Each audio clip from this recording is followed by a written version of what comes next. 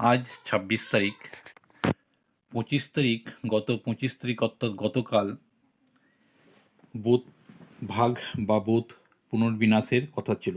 প্রায় ১২,০০০ বুথ পুনর্বিন্যাসের কথা ছিল, কিন্তু বর্তমানে ৮,০৮০,৬৮১খানা বুথ আছে। ৮০,৬৮১খানায় থেকে গেল। ১২,০০০ বুথ পুনর্বিন্যাস এই মুহূর্তে হচ্ছে না, পরবর্তীকালে হতে পারে। আপনারা স্ক্রিনে দেখতে পাচ্ছেন সে কথা। কিন্তু এবার যেটা বলছি, কেন হলো না, এখন ২৮ তারিখ সম্পূর্ণ লিস্ট প্রকাশিত হবে। তারপর সুপ্রিম কোর্টের নির্দেশে হাইকোর্ট সাপ্লিমেন্টারি লিস্ট প্রকাশ করবে। সেই লিস্টের পর ১২,০০০ বুথ আবার নতুন করে যুক্ত হতে পারে। এখন কথা হচ্ছে ২৮ তারিখ লিস্ট কিভাবে প্রকাশ হবে। ২৮ তারিখের লিস্ট প্রকাশ হবে ৩ ভাগে। যেটা বলছে ভোটার লিস্ট বা ভোটার তালিকায় ৩ ভাবে থাকবে। একজনের নাম থাকবে, সেই নামে তাদের পাশে অ্যাপ্রুভড যে থাকবে সেটা অ্যাপ্রুভ হচ্ছে বৈধ ভোটার, এরা ভোট দিতে হবে। দ্বিতীয় থাকবে অ্যাজুডিকেটেড। দ্বিতীয় নম্বর থাকবে অ্যাজুডিকেটেড, এরা হচ্ছে বিচারের রায়ের উপর নির্ভরশীল। অর্থাৎ সুপ্রিম কোর্ট যে হাইকোর্টের প্রধান বিচারপতির নির্দেশে প্রায় ২০২ জন বিচারপতি মিলে তাদের লগ ইন আইডি তৈরি হয়ে গেছে। তারা প্রায় ৮০ লক্ষ ভোটারের লজিক্যাল যে ডিসক্রিপেন্সিতে নাম আছে সেগুলোর তারা ঠিক করবে সেই নামগুলো বৈধ না বৈধ নয়, তারা কাগজপাতি সঠিক দিয়েছে কি না। অর্থাৎ এদের ব্যাপার হচ্ছে সম্পূর্ণ বিচারাধীন।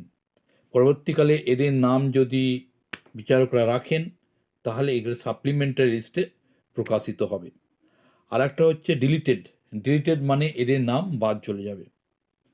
এদের নাম বাদ চলে যাবে, যেমন প্রথমেই আমি স্ক্রিনে দিয়ে দিয়েছি। প্রথমেই নাম বাদ চলে গেছে ৫৮ লক্ষ। ৫৮ লক্ষ নাম বাদ গিয়েছে, মানে ডেড শিফটেড। এরা কিন্তু ইনুমিনেশন ফর্ম, এসআইআর ফর্ম বা ইনুমিনেশন ফর্ম নেয়নি। তারপরে হচ্ছে এই যে এসআইআর প্রায় ১,২৪,০০,০০০ লজিক্যাল ডিসক্রিপেন্সির নাম ছিল, তার মধ্যে ৫ লক্ষ প্রায় অনুপস্থিত ছিল। আর এই লজিক্যাল ডিসক্রিপেন্সির মধ্যে ৪,৪৪,০০০ হচ্ছে ছিল, তারা অযোগ্য বলে বিবেচিত হয়েছে। তাহলে মোট সংখ্যাটা হচ্ছে প্রায় ৬৭,৪৪,৯৭০ জন। আর এখনও প্রায় নথি বাকি রয়েছে। সেই নথিগুলো এখন হাইকোর্টের বিচারপতিরা দেখবেন, এবং হাইকোর্টের বিচারপতিরা, এবং সেই সংখ্যাটা প্রচুর, ৮০ লক্ষ সংখ্যা। ২০২ জন বিচারপতি, তাদের সমস্ত কার্যকলাপ শুরু হয়ে গেছে। তাদের যে লগ ইন আইডি পাসওয়ার্ড তৈরি হয়ে গেছে, তারা তাদের লগ ইন আইডি পাসওয়ার্ডে তারা তাদের সমস্ত তথ্যগুলো, ভোটারের তারিখ তথ্যগুলো দেখতে পাবেন। সেখানে তারা যদি বৈধ মনে করেন তাহলে তাদের নাম প্রকাশিত হবে। তবে একটা কথা আমি বলতে পারি, বৈধ ভোটারের নাম আজ না হয় কাল একদিন উঠবেই। বৈধ ভোটারের নাম বাদ যাবে না, হয়তো একটু কষ্ট হবে কিন্তু উঠবে। কিন্তু ২৮ তারিখে যে লিস্ট বেরোবে সেই লিস্ট সম্বন্ধে বলে গেলাম। পরবর্তীকালে যারা বৈধ বলে বিবেচিত হবে, লজিক্যাল ডিসক্রিপেন্সিতে নাম বাদ গিয়েছে, বৈধ বলে বিবেচিত হবে, তাদের নাম কিন্তু সাপ্লিমেন্টারি লিস্ট হিসাবে দেবে, এবং তারা কিন্তু ভোটও দিতে হবে। আর যদি এটা নাও হয়, কিন্তু যারা বৈধ ভোটার তাদের নাম বাদ যাবে না, কারণ যদি তারা ডকুমেন্টস দেখাতে পারে। বৈধ ভোটার নাম বাদ যাবে না কথা বলা ভুল, বৈধ ভোটার যদি ডকুমেন্টস দেখাতে পারে, আর বৈধ ভোটাররা আশা করি ডকুমেন্টস দেখাতে পারবে। তা এই হচ্ছে ঘটনা।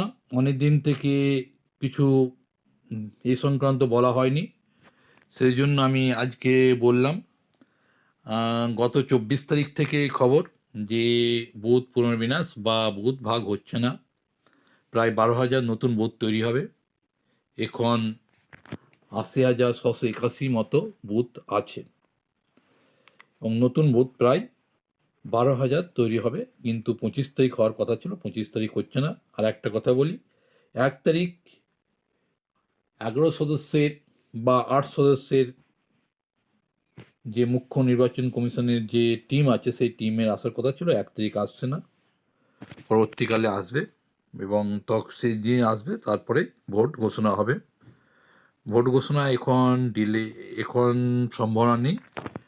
তবে ২৮ তারিখ লিস্ট প্রকাশ হওয়ার পর ভোট ঘোষণা কবে হবে আনুমানিক করা যাবে, অনুমান করা যাবে এবং আনুমানিকভাবে বলাও যেতে পারে। তবে আজ 26 তারিখ, সামনে একদিন 27 তারিখ, তারপরে 28 তারিখই লিস্ট প্রকাশিত হবে। লিস্টে কিছু নাম বাদ গেলেও যেতে পারে, নাও পারে। সেটা যদি এখন অনুমান করা যাচ্ছে ওই তিনভাবেই অ্যাপ্রুভ, অ্যাডজুডিকেটেড এবং ডিলিটেড, এই তিনভাবেই তাদের নাম রাখার পরিকল্পনা করছে। এখন দেখাই যাক, পরবর্তীকালে আবার এই সংক্রান্ত ভিডিও করে আমি জানিয়ে দেবো। ওকে।